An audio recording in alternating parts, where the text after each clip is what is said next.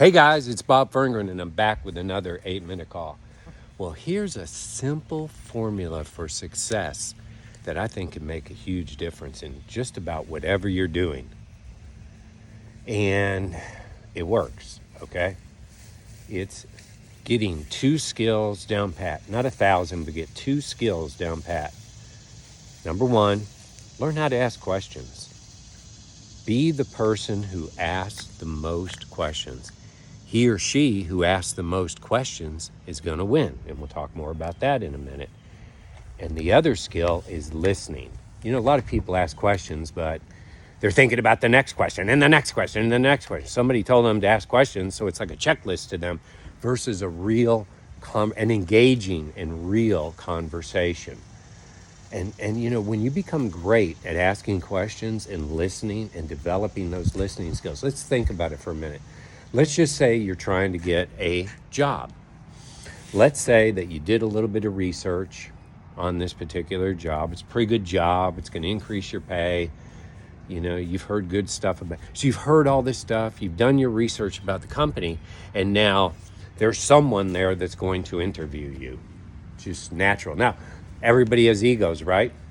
So this was always my play to get the best jobs. Was I had much better questions than the interviewer. I had better questions than the CEOs that interviewed me. I had better questions than oh, cool. An eagle just is coming out of the lake with a big fish. And he's going the other way, or I would show you that. There's another bird. They're everywhere today. I had better questions than of the boards of directors. I certainly had better questions than people in HR. And what do I mean by that? I would just, you know, they always warm you up. They always try to get you to maybe do a little bit of small talk, get to know you a little bit better. And so as that's happening, then I would turn that around. Well, now how long has the company been here? And you know, how many employees do you have? And I know you guys are doing really great in this. What do you think the reason is? Now, here's the interesting thing, because they have an ego, and most people are afraid when they get an interview, so they're just sitting there, okay, what's the next question? I must be ready. I was ready with my next question, not my next answer.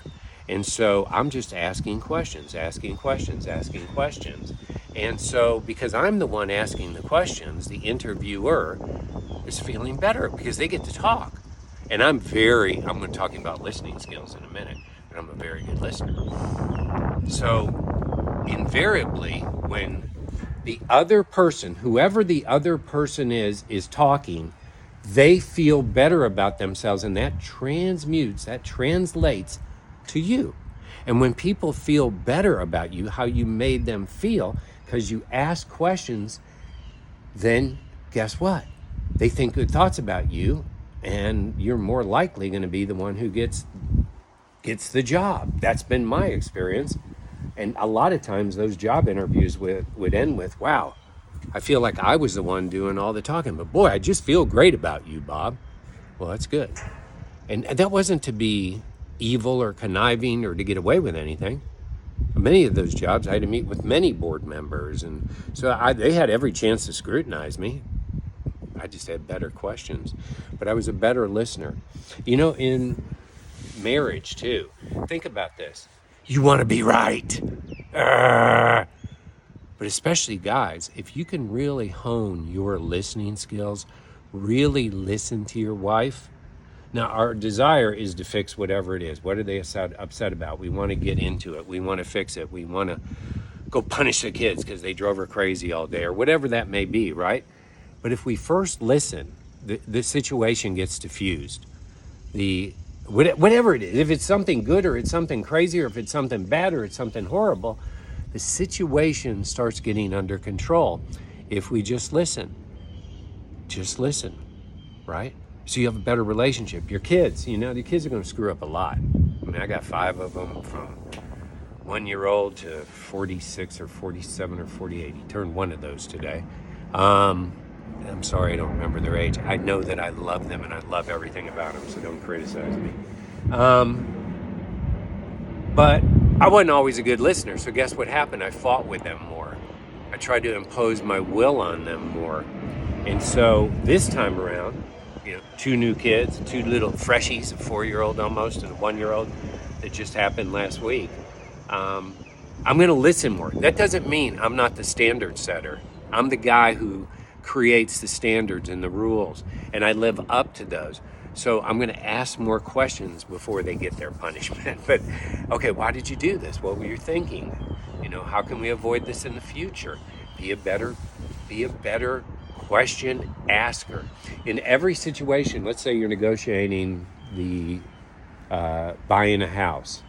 Well, guess what? Here's how to get a great price on your house. The house that I'm in now, this is on a lake. This house, I'm always going to want to pay the least for the most I can get, right? That's a smart thing to do.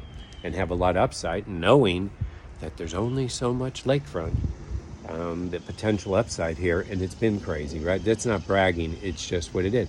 So guess what? When I came to this house, the owner was here, and he insisted on hanging around. So I let the owner talk and talk and talk. And he didn't really want to sell it. He came up with something like, well, you can lease it and buy it over time, which I was never going to do. But I listened. I didn't reject anything. I listened. And over time, because I was the better listener, he was certainly a great talker. He should have kept his mouth shut. I got this house at such a value and such a price that even at the end game, there were a couple of things that happened. It dropped another $50,000. I'm not guaranteeing you any results with this. What I'm guaranteeing you is that if you're the best listener and the best questioner, you're going to win. Now, there's all sorts of books about asking better questions and stuff. Do your own research there for sure. But I want to encourage you. Most people are just stuck. Most people are just stuck with their health, with their finances, with their relationships. Be great at asking questions. Now, the second half of that is you got to listen. And listening skills can be learned. You can give eye contact, not looking to see who else is in the room. You can give direct eye. I had a pastor who was a great preacher from the pulpit, but this guy's ego was so big that I'd be talking to him about something important. He was just seeing who else was looking at him and who was he going to talk to next. It's rude. Eventually left. God, really great teacher. Just a turnoff as an individual person. That's a pastor, by the way. And I don't think he was fraudulent. I think he had an ego issue in my mind, and he certainly had a listening issue. But I have had other pastors where they just stop and they just focus on you, and they really want to know about you. So listening, right? It's eye contact. It's body language. It's matching body language. It's not worried about the next question because you're actually engaged in the conversation. So wherever the conversation goes is okay. It does not have to follow a script because the whole thing it's about relationships. Business is about relationships. Marriage is certainly about relationship. Raising kids. You want to get really healthy? Have relationships with people that are really healthy. You'll learn because you listen. So the two skills today are, if you're the best person with the best questions and the best person with the best listening skills, guess who's going to win? That'd be you. You have a great day. May God's favor and blessing and protection be over you today and your family.